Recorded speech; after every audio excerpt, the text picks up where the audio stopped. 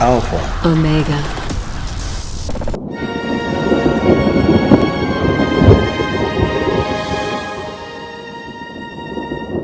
Spellwork Mastery.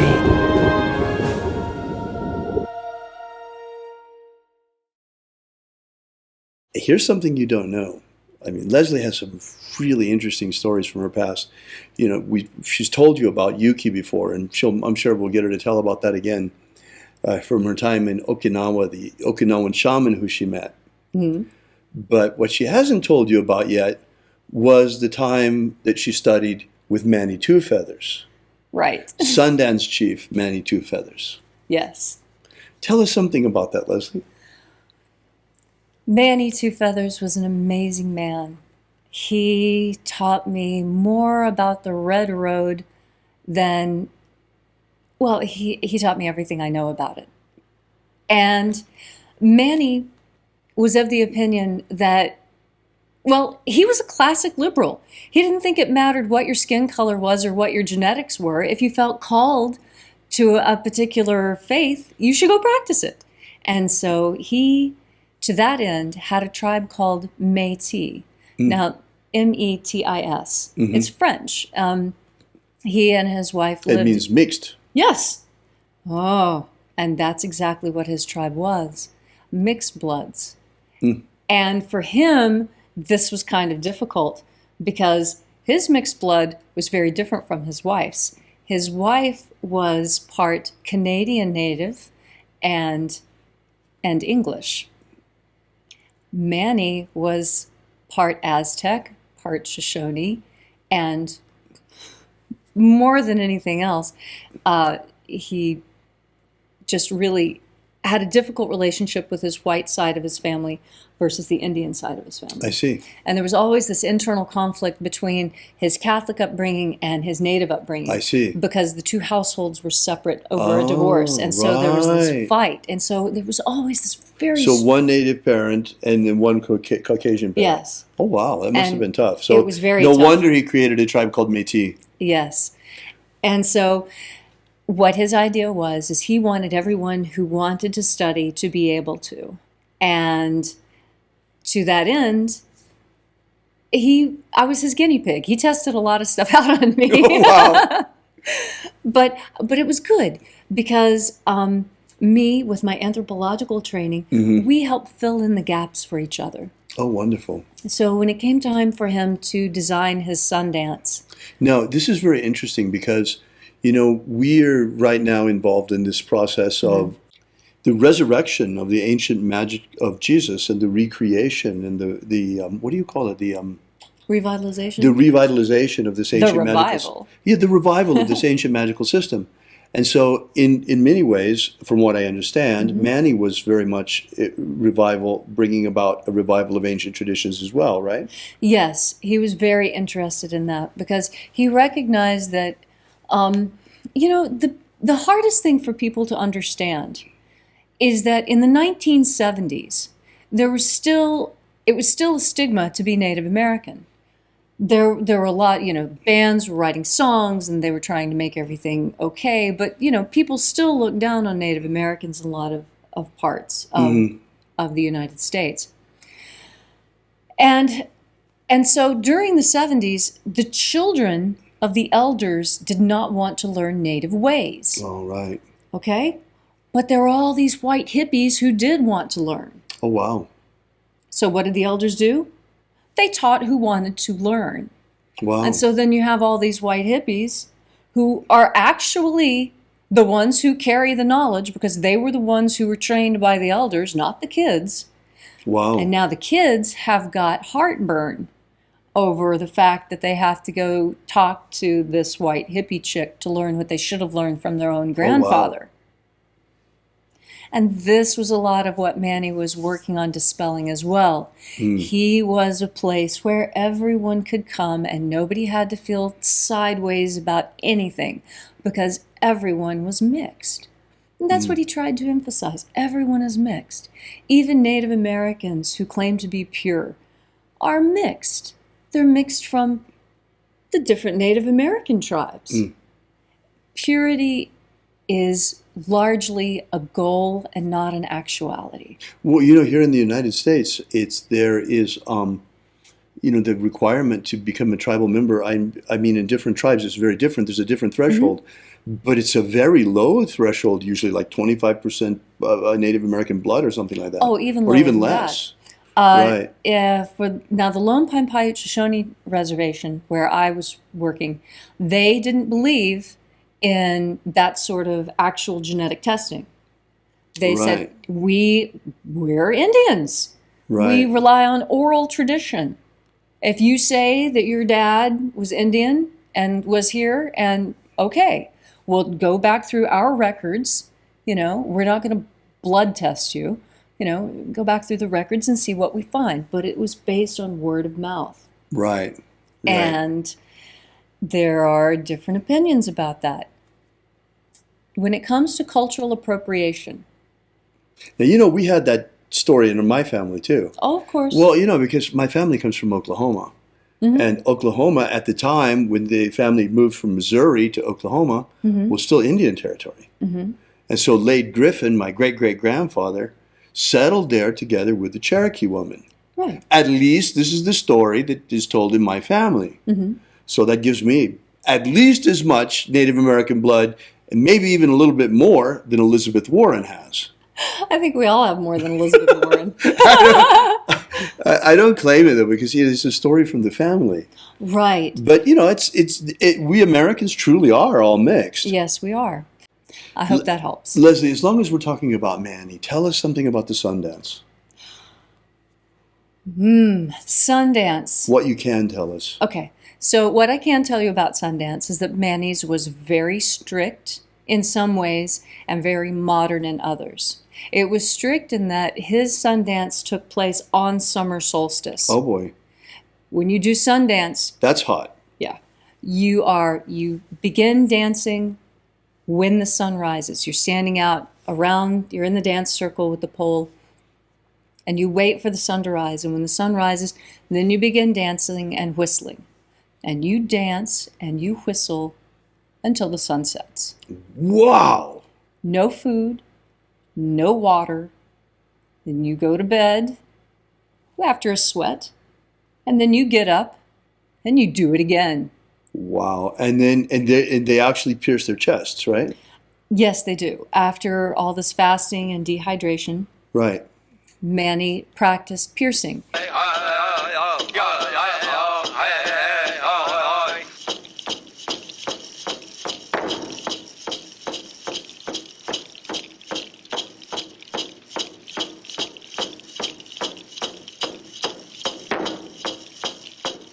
Oh wow. And we erected a 65-foot tall cottonwood tree in the center of the dance circle.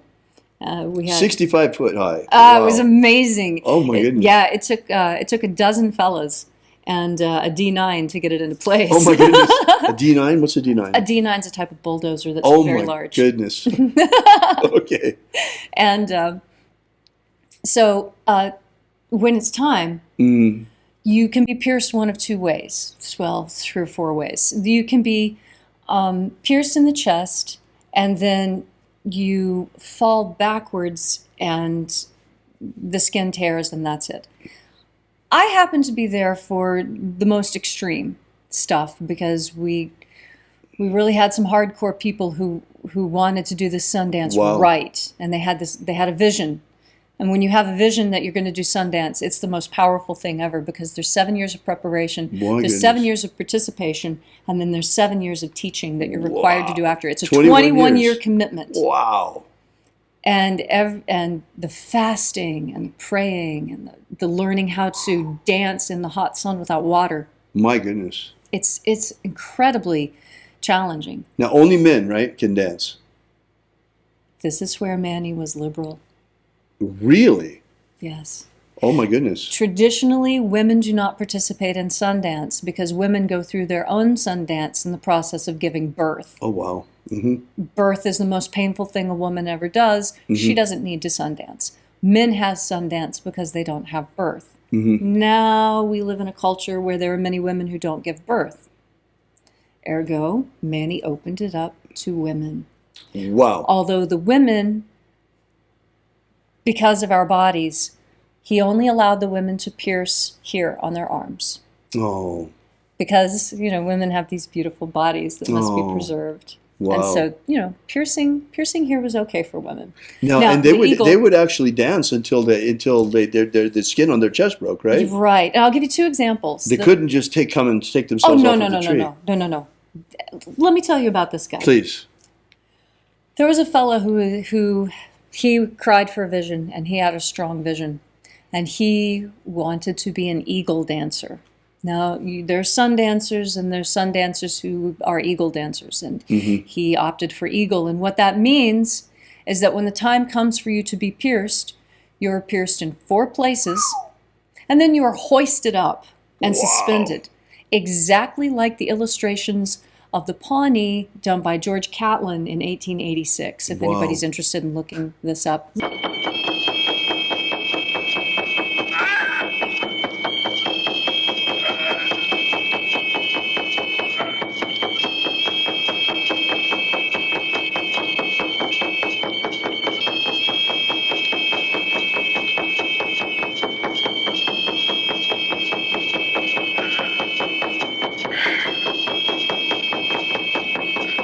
He did it the easy way.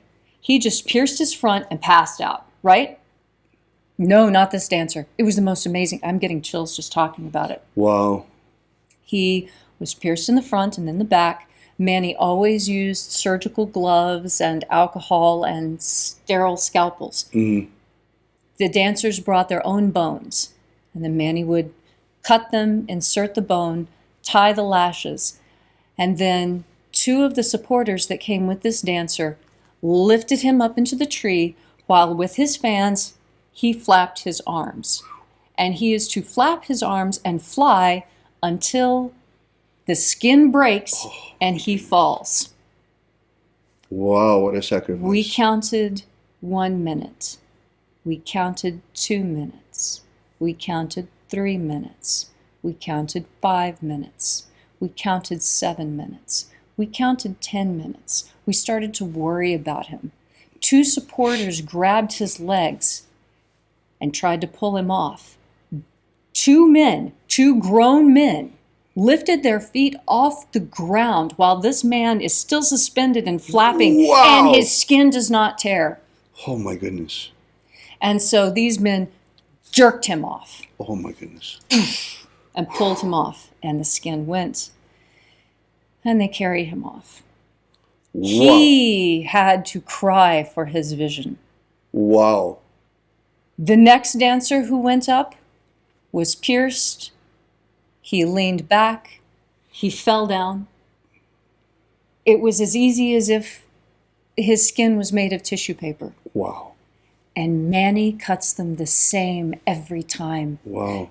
This is what makes a Sundance chief so good, is his skill at inserting the bones. The eagle dancer really had to suffer. Wow. And it's the depth of your suffering that makes your passage through the rest of life easier. My goodness. And there were other hard dances too. There was one dancer who opted to drag buffalo skulls in the style of some Northern Plains Indians. And so he had 4 lashes put in his back. One here and one here, and then the same on the other side.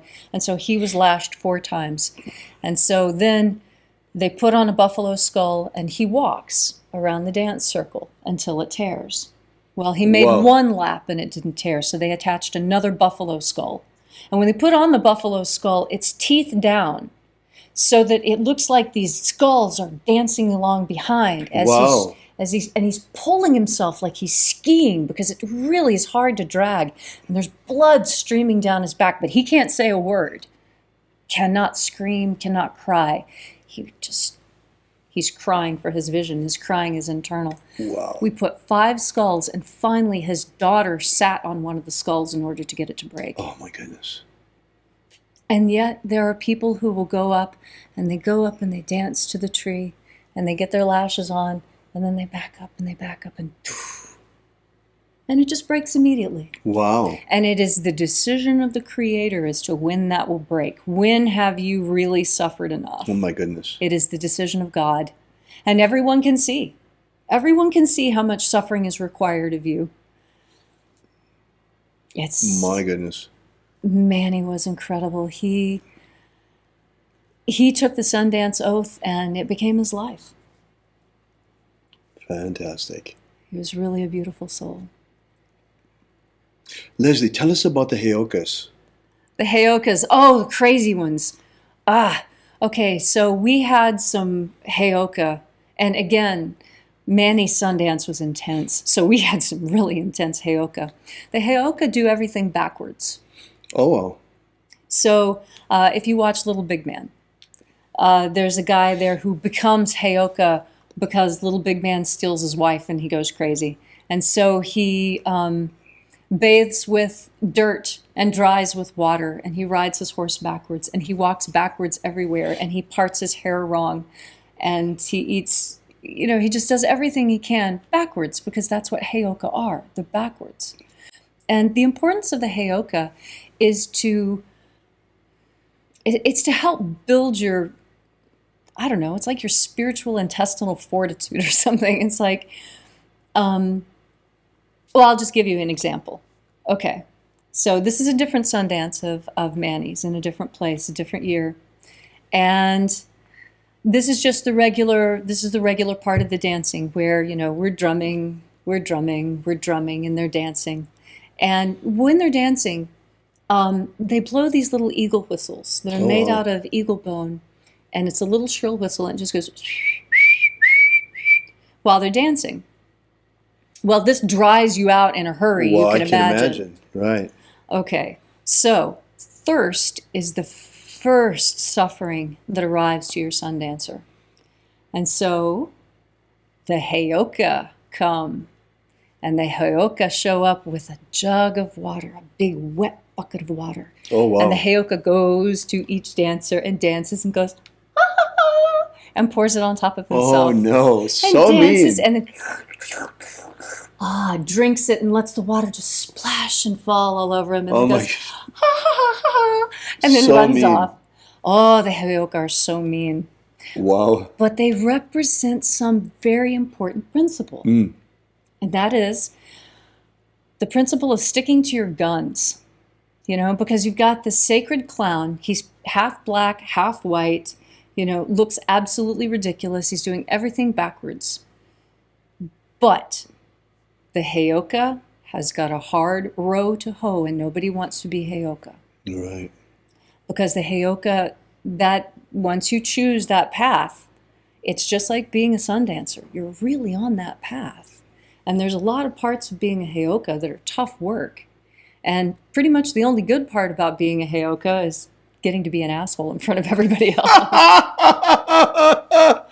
Oh, my goodness. Yeah, but yeah, the Heyoka are there to represent society at large. Oh, you're being so silly. Look at me. I'm having lots of water. You don't have to suffer.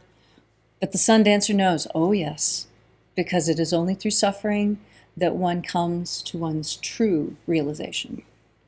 Wonderful. Thank you for that, Leslie. That's you're absolutely welcome. beautiful. Now, in closing about this part, I'd like to know, I'd like to actually tell on you a little bit. Remember, Les, we gave you the homework assignment to do some string spells. Well. So the same red string that I used for all the other spells, I used to wrap this. And these are two types of sage. This one is Paiute sage, and this one is Shoshone sage. They're both from the same plant, but having been grown in different environments, they look completely different, even though they're actually not. And the same can be said of the people as well. The Shoshone and the Paiute are essentially from the same tribe. It's just that they have chosen different lifestyles and thus separated from each other. Now, what exactly would you use a sage bundle like this for? I know you find them in New Age bookstores, but what's the purpose of it? The purpose is for cleaning and protection. Actually, a sage bundle accomplishes about the same thing that the Kabbalistic cross and the lesser banishing ritual of the pentagram accomplish in Golden Dawn magic. Interesting. You know, I'd like to interject something into that too, and that is that the power of genius loci, the power of place, and the power of the egregore of a place have a lot to do with that too. Because I actually have worked with sage bundles a lot and with frankincense. And I've noticed that sage bundles, if you use them in Europe, they don't work well. Yeah, they're not very effective. They're not. Instead, frankincense in Europe is extremely effective.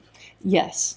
And then here in the United States, frankincense is not nearly as effective as sage bundles. Right. Go figure. It has to do with the magical egregore of the place.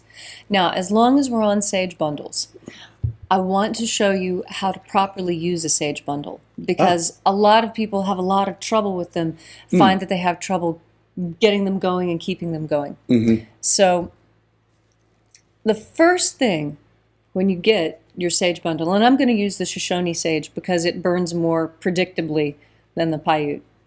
The very first thing you want to do is find where the bundle ends. You see, the bundle doesn't end here. The bundle ends here. Now, these crosses are protective. Everywhere you find crosses, I've traveled a lot. Crosses are always protective. Always protective.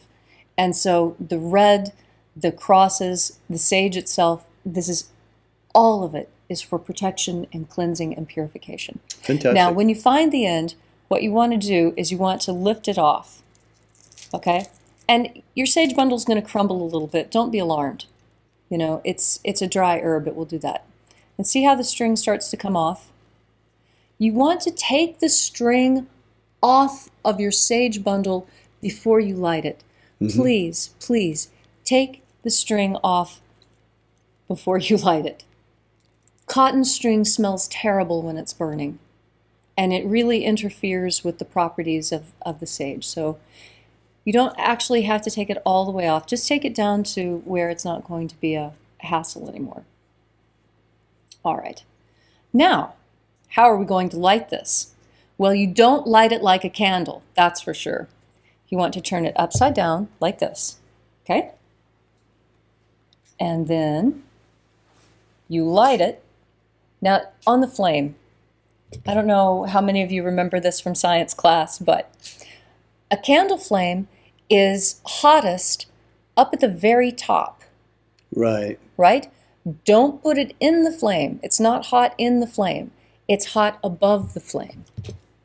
So when you're lighting it, see how I'm not letting the flame touch it? And it's sparking up and catching on fire anyway? You don't want the flame to actually touch. You just want to get this good and hot. All right. See how the smoke is pouring? And this lights it better because heat rises, and I'm imbuing the entire bundle with the heat. Okay? Right. Now, here's the most important thing. When you're using the sage bundle, make a motion like this. Because what I'm doing is I'm forcing air into the end here. See the burning end? When you push it forward, see, watch. Oh, this is great. You can really see it. See how when I push forward, it makes it burn more brightly? Oh, yeah, absolutely. Okay? This is why you make this motion with the sage bundle. It's also a very protective motion, right? So if you're smudging walls, you go like this. And you're carving and pushing all of this. And that way, your sage bundle stays nice and lit and it doesn't burn out. Anytime your sage bundle looks like it's getting ready to burn out, you turn it upside down, let the heat rise up. Also, you can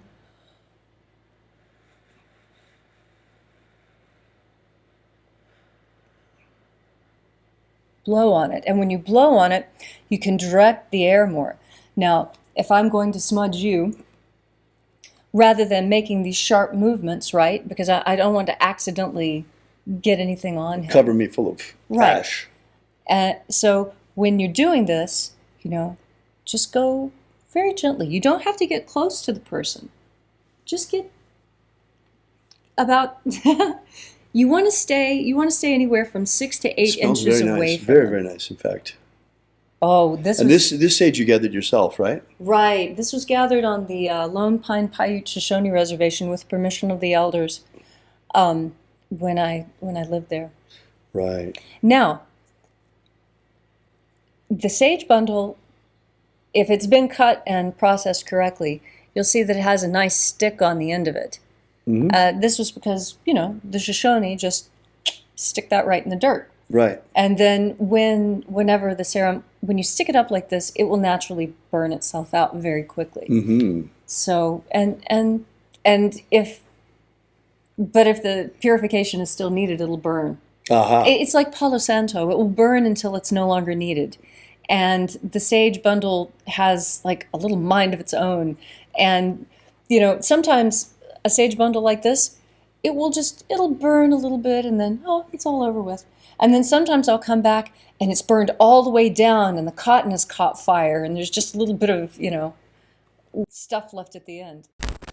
The Illuminati have cast a powerful spell on the peoples of the earth. And while many still sleepwalk like zombies in a trance, they have prepared everything nearly to enslave humanity under a new world empire. Of our hearts, the power of our magic, and the strength of our numbers, we still can break the spell put on our people. We're just a ragtag bunch of magicians armed only with the power of our prayer and the power of our faith and the power of our magic. But whether you be Christian, Jew, Wiccan, pagan, magician, shamanic practitioner, or any other stripe of spiritual warrior of humanity against this evil falls to us. So we, who now, to stand with us against the rising darkness, because you and others like you're our only hope.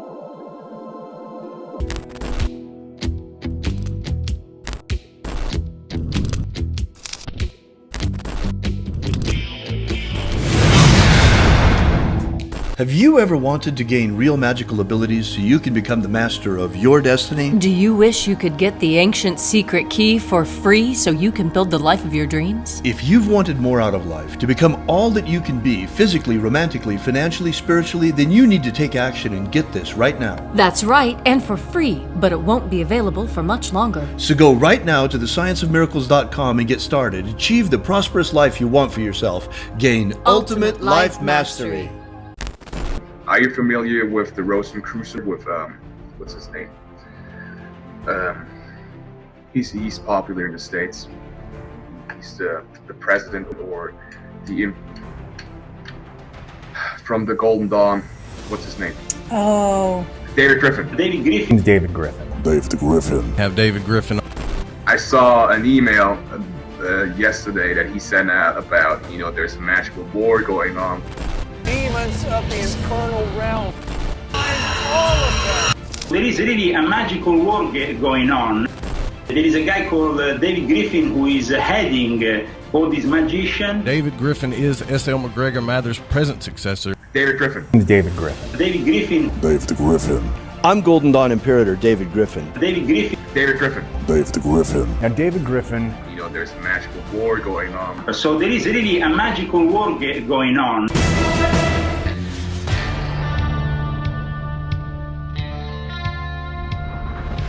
Alpha. Omega.